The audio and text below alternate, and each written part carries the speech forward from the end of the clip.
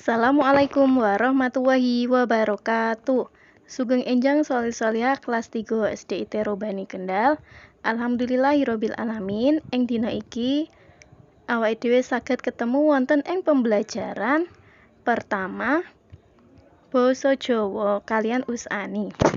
Sadurunge pembelajaran ayo maca donga rumiyin. Rabbi zidni ilma warzuqni fahma. Ing piwulang setunggal niki awake dhewe badhe sinau Pandhawa yaiku latihan nembang swara suling.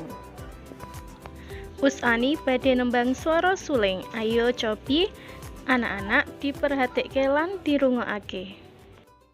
Swara suling ngumandang swarane. Tulat-tulit kepenak uline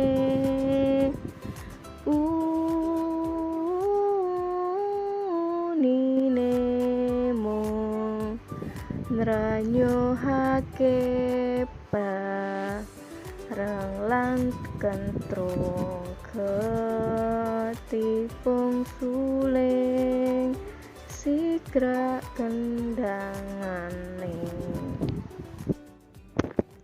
Anak-anak, tembang swara suling kuwi termasuk tembang dolanan.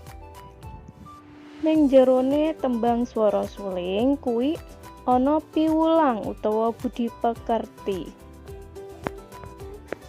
Piwulang pertama yaiku yen guneman utawa bicara sing kepenak dirungokake. Kaya swarane suling. Sing nomor 2, yen nyambut gawe bebarengan kuwi kudu nyawiji utawa kompak. Amrih bisa metik asil kang becik. Kaya becike lan kompake swara suling, kentrung, ketipung lan sapanunggale. Alhamdulillah anak-anak sampun ngertos tembang swara suling lan piwulang atau budi pekerti tembang swara suling.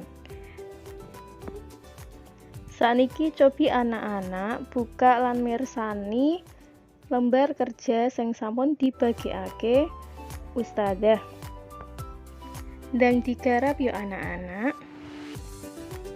Tetap semangat dan semangat mengerjakan. Cukup sekian pembelajaran basa Jawa ing pekan pertama niki. Semoga bermanfaat dan kita selalu diberikan kesehatan. Usani akhirul kalam. Wassalamualaikum warahmatullahi wabarakatuh.